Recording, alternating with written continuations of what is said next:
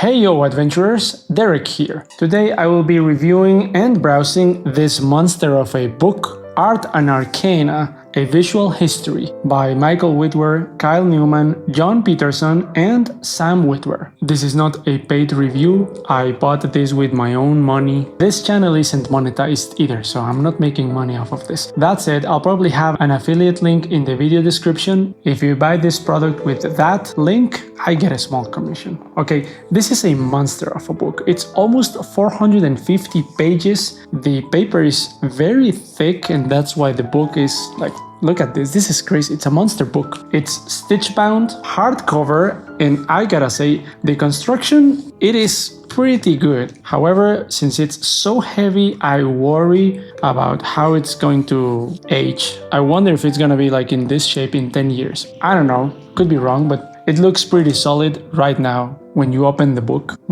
just behind the main cover, you can see this grayed out map of the village of Hamlet, which is an important location, if I am not mistaken, in the B1 module, Keep on the Borderlands. Behind the last cover, there's this very, I don't know if it's gonna show okay on screen, a grayed out image, and this art, I gotta say I am ignorant. I don't know where it is from, but it looks pretty cool in my eyes. Okay, I'll be browsing, well, this is the back cover. I thought it was pretty cool. I will browse the whole book. I'll probably speed up the video a bit so that you can see all that Art Arcana has to offer. This is the Art Arcana book in my workbench. This is the back cover. The central quote in the back cover by Matthew Mercer says, "Whether you got to experience the birth of Dungeons & Dragons and want to relive that origin spark, or are new to the community and would love to adventure through the visual chronicle of its past, present and future, I cannot recommend this book enough." The book begins with a heartwarming foreword by Joe Manganiello and an image of the popular TV show Stranger Things. Then it delves into the chapter called Detect Magic that covers the first edition of Dungeons & Dragons and its predecessor, or you could say alpha version, by Gary Gygax called Chainmail. I found this chapter very interesting. It includes pictures of Gary Gygax, Dave Arneson, pictures of their houses, drawings they made, stories about their games. Something I really liked is the original representation of marketing material from the 70s. Throughout the book, there are several spreads like this one, called Evolution. They make a comparison of how iconic monsters have evolved visually over time. Here you can see the original sketches and concept art for the Tomb of Horrors. I learned to play D&D almost 25 years ago, which sounds like a long time. But it also means that everything you see here in the first 3 chapters of Art and Arcana is something that I didn't live through, because I learned to play Dungeons & Dragons Edition 3.5. We played that edition for a few years before we switched to Dungeons & Dragons 4th edition, and then we switched to 5th edition later on. These are some popular issues of the iconic Dragon magazine. It's a product that we never got to experience down here because it was not sold in Mexico. But both the Dragon and Dungeon magazines have been a great inspiration for my own magazine, Dungeon Vault magazine. And so we reach this next chapter of the book called Pyrotechnics that covers the first edition of Advanced Dungeons & Dragons, or AD&D. The cover style and the art from this era of TSR's Dungeons & Dragons has inspired everything that came after. There is so much art, characters and concepts that were rehashed in later versions of the game, and it is only when you see all this stuff here that you see that these were the original stepping stones for Dungeons & Dragons. In these pages, you can see some marketing material for the first edition of AD&D. Here is the hex map for the world of Greyhawk, and right after we see some of the most iconic adventures for AD&D, like Keep on the Borderlands, the Hidden Shrine of Tamoachan, the Lost City, Expedition to the Barrier Keeps, and the first edition of Ravenloft. Some of these adventures, in my ignorance, I knew for the first time when they were remade for 5th edition. Some of them were relaunched in 5th edition in the book Tales from the Yawning Portal, which also includes White Plume Mountain, Dead in Thay, and Against the Giants, which is the G1 trilogy. Reading this part of the book was really inspiring for me. I would never describe myself as a history buff, but I really liked learning about the history and the beginnings of Dungeons & Dragons. In the first paragraph of the next chapter, it says, "At the beginning of 1983, TSR made its first concerted response to the pressures of the mass market and religious fundamentalism. No longer did the logo of TSR feature a wizard or a depiction of anything fantastic. It was just the three letters TSR, done in a blocky geometric style that could only vaguely suggest a dungeon map." Jim Rosloff also directed Jeff Easley to create new covers for all the core rulebooks, replacing the former images by Dave Sutherland and Dave Trampier of suspiciously horned red fellows that might offend Middle American sensibilities. Unfortunately, the reaction might have come too late. When I learned to play D&D during the time of 3.5, Dungeons & Dragons was barely getting out of the satanic panic of the 80s.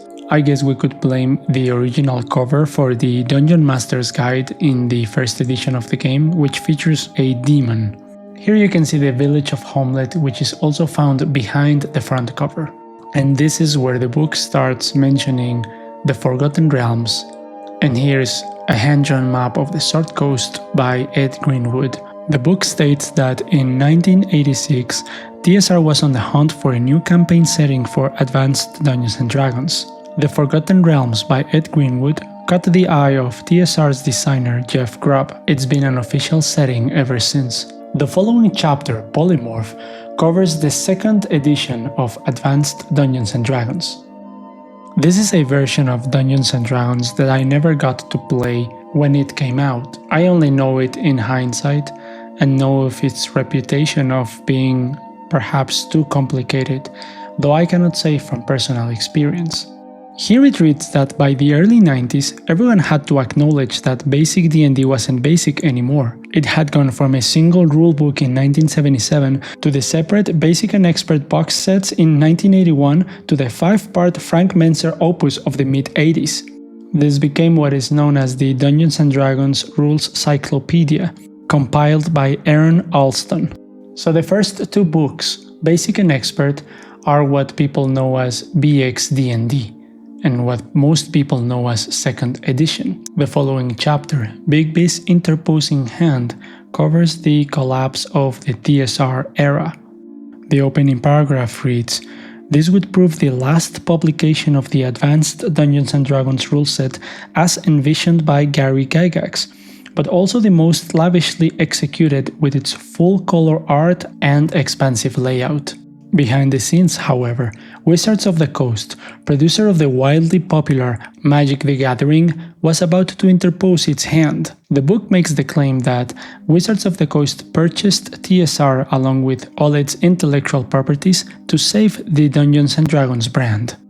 And so begins Chapter 6 Reincarnation with the launch of Dungeons & Dragons 3rd edition. This is the last third of Art and Arcana.